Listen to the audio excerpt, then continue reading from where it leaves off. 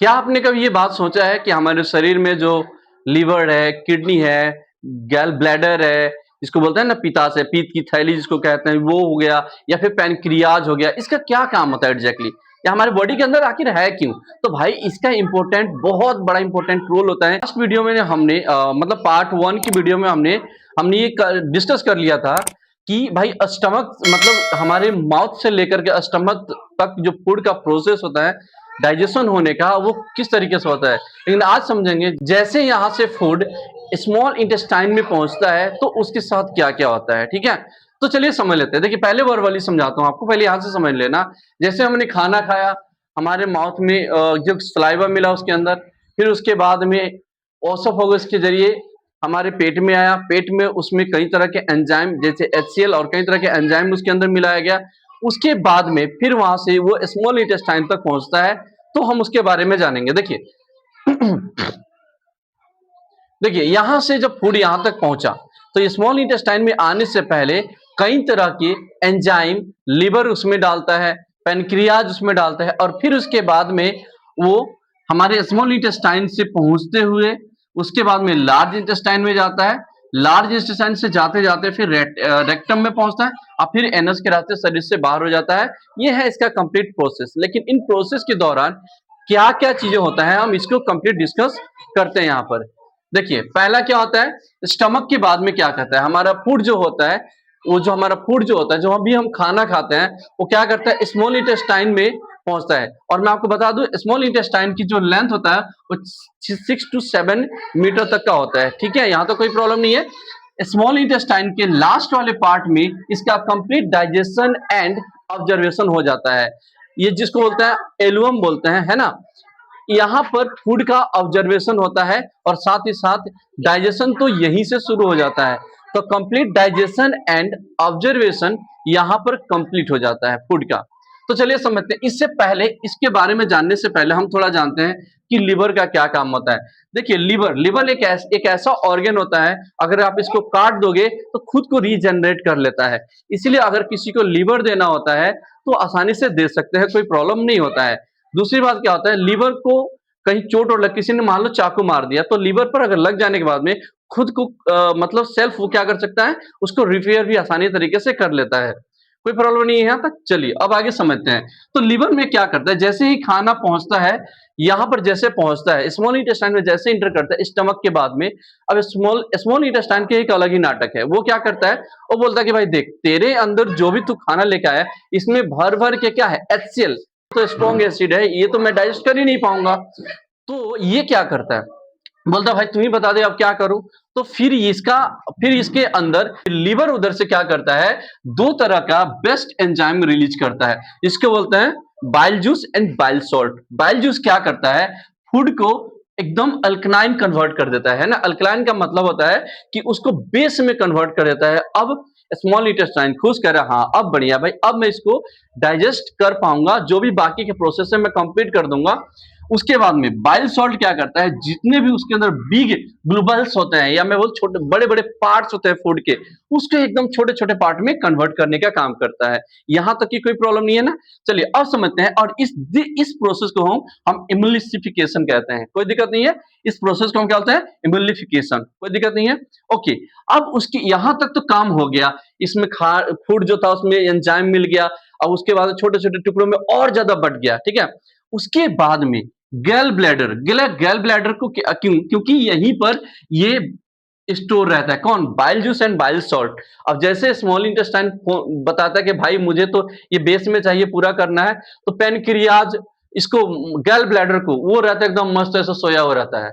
उसको जाकर थोड़ा उठ, यहाँ पे क्या कर रहा है तू, तो मैं तो बस आराम कर रहे, मैं खाना वो खाया है भाई, उसमें एंजाइम डाल, जल्दी रिलीज कर, तेरे अंदर मैं यहाँ पे स्टोर करके किस लिए रखा हूँ, हाँ अभी भेजता हूँ। अब फिर वो क्या करता है, इन सभी चीजों को पेनक्रियाज के जरिए रिलीज कर देता है, कोई सॉरी, और लीवर के जरिए क्या करता है, फूड में मिला देता है, रिलीज कर देता है, कोई काम नहीं आता। तो जनरली क्या होता है, इसको गैल ब्लैडर क्या करता है, ये बाइल जूस या फिर बाइल सॉल्ट को स्टोर करने का काम करता है। कभी कभी क्या हो जाता है कि इसके अंदर स्टोन पाया जाता है, स्टोन बन जाता है। ठीक है, तो इसको डॉक्टर क्या करता है, काट के निकाल देता है। कोई बात नहीं है, यहाँ तो कोई प्रॉब्लम नहीं है ना। इसलिए कहा जाता है ना उसके पीत की थैली में क्या हो गया है, स्टोन हो गया है। तो इसे ही हम हिंदी में क्या होता है, पीत की थैली या फिर पित्ताशय। कोई प्रॉब्लम नहीं है यहाँ तक। चलिए अब आगे समझ लेते हैं। अब एक बात और है भाई, पैनक्रियाज का क्या काम होता है, इतना तो आपने बता दिया, ये वाली पार्ट तो बच गया। अब हम इस पैनक्रियाज का क्या काम होता है हम इसको समझ लेते हैं। देखो भाई, पैनक्रियाज में सबसे मोस्ट इंपॉर्टेंट रोल क्या होता है कि सबसे पहला एक ये हार्मोन रिलीज करता है जिसको हम बोलते हैं इंसुलिन, जो हमारे बॉडी में शुगर कंट्रोल का काम करता है। मतलब जो भी हम शुगर वगैरह खाते हैं ना, तो उसको मतलब डाइजेस्ट करने का या ऑब्जर्व करने का काम करता है। ठीक है, तो हमारे बॉडी के अंदर बैलेंस करता है, शुगर को बैलेंस करने का काम कौन करता है, पैनक्रियाज करता है। मोस्ट ऑफ द इसका ये ज्यादा शुगर बढ़ जाता है तो आप देखते हो कि इसको डॉक्टर से इंजेक्शन लेते हैं, और इंजेक्शन क्या होता है, डायरेक्ट पेट में लिया जाता है, आपको भी बात पता है। चलिए उसके बाद ये कौन, अब भाई ये तो हार्मोन की बात कर दी, कोई बात नहीं, लेकिन ये एंजाइम, ये कौन से एंजाइम छोड़ता है, तो ये भाई ट्रिप्सिन, लाइपेज एंड एमिलेज, ये तीन तरह का एंजाइम रिलीज करता है। तो पेपर में कई बार आपसे पूछा जाए तो इस बात का ध्यान रखना है। ठीक है, अब चलिए भाई ट्रिप्सिन का क्या काम करता है। ट्रिप्सिन क्या करता है कि जिस भी प्रोटीन होता है, प्रोटीन को एमिनो एसिड में कन्वर्ट कर देता है। ठीक है, कोई बात नहीं है। लाइपेज क्या करता है, फैट को फैटी एसिड एंड, अब समझ लेते हैं कि हमारे स्मॉल इंटेस्टाइन में हमारे फूड के साथ में बाकी के प्रोसेस कैसे होता है, इसको अच्छे से हम समझ लेते हैं। देखिए स्मॉल इंटेस्टाइन जनरली तीन पार्ट में डिवाइड हुआ है। ठीक है, जनरली कितने पार्ट में, तीन पार्ट में ये डिवाइड हुआ है। जैसा कि आप यहाँ पर नाम देख सकते हैं, पहला नाम है जिसको बोलते हैं ड्यूडेनम, उसके अंदर जैजुनम, और उसके अंदर आइलेनियम। ठीक है, तो ये तीन पार्ट में डिवाइड हुआ है। तो देखिए जनरली क्या होता है कि दो पार्ट में खाना जो भी हम खाते हैं उसको फैलाने का काम किया जाता है, एक एक पार्टिकल को अलग अलग किया जाता है उसमें, एकदम बारीक तरीके से, एकदम ध्यान से, बिल्कुल। तो ये किया जाता है। उसके बाद में फूड को भेज दिया जाता है कि पार्ट के थर्ड पार्ट में, मतलब हमारा जो स्टमक जो हमारा स्मॉल इंटेस्टाइन होता है उसके थर्ड पार्ट होता है जिसको इल्यूएम के नाम से जाना जाता है, इल्यूएम के नाम से। तो उसमें फूड को भेजा जाता है। वहां पर एक पाया जाता है विली। विली जो होता है एक फिंगर लाइक स्ट्रक्चर में पाया जाता है। जो विली जो होता है वो फिंगर लाइक स्ट्रक्चर में पाया जाता है, फिंगर लाइक प्रोजेक्शन में पाया जाता है, जैसे कि आप यहाँ पे देख सकते हैं। ठीक है, ये क्या करता है, सुई की तरह एकदम होता है। वो क्या करता है, जितने भी खाना आया हुआ है उसके अंदर वो चुभोता है, और उसके अंदर जितने भी विटामिन मिनरल जो भी है सबको ऑब्जर्व कर लेता है। कोई दिक्कत नहीं है, मतलब उस खाने में आपने जो कुछ भी आपके मतलब खाने में मिल रहा है, जैसे कैल्शियम है, पोटेशियम है, फास्फोरस है, कुछ भी है, वो सबको जनरली क्या होता है, ऑब्जर्व करने का काम कर लेता है। ठीक है, उसके बाद में उस वेस्ट खाना को कहाँ भेज देता है, वो ऑब्जर्वेशन करने के बाद में उस खाना को भेज दिया जाता है ब्लड वेसल में। ठीक है, ब्लड वेसल्स के बाद में होते हैं खाना की जो नसें होती हैं, ब्लड सेल होते हैं, उनमें भेज दिया जाता है। उसके बाद में ब्लड वेसल से वो कहाँ पहुंच जाता है, फिर ब्लड के सेल बॉडी, मतलब क्या होता है, बॉडी के हर सेल में भेज जाता है। तो इसीलिए हमारे बॉडी का सबसे लॉन्ग टिश्यू के बोलते हैं ब्लड। ब्लड क्या होता है, ब्लड जो होता है हमारे बॉडी के सारे पार्ट से कनेक्टेड होता है। तो वो क्या भेज देता है, सेल ऑफ द बॉडी, मतलब बॉडी के हर सेल में वो भेजने का काम कर देता है। कौन, यहाँ से सॉरी, मतलब स्मॉल इंटेस्टाइन के जो लास्ट वाला पार्ट होता है उसमें से। उसके बाद में बचा हुआ जो भी वेस्ट होता है, क्योंकि पता है कि कंप्लीट डाइजेशन यहाँ भी कंप्लीट हो तो गया है, ऑब्जर्वेशन भी, लेकिन कुछ चीजें अभी भी बचा है, मैं आपको बताता हूँ। उसके बाद में फिर उसको भेज दिया जाता है कहाँ पर, फिर उसको भेजा जाता है लार्ज इंटेस्टाइन में। लार्ज इंटेस्टाइन में क्या होता है, उस खाने के अंदर बहुत सारा वाटर रहता है। जैसे खाना खाने के बाद हम तुरंत क्या करते हैं, पानी पी लेते हैं ना, तो वो वाटर रहता है, और वो यहाँ पर जाकर के मोस्ट ऑफ द वाटर वहां पे ऑब्जर्व कर लिया जाता है। तो आपको ही पता है कि खाने जो भी हम खाना खाते हैं उसमें से वाटर का ऑब्जर्वेशन कहाँ होता है, तो लार्ज इंटेस्टाइन में होता है।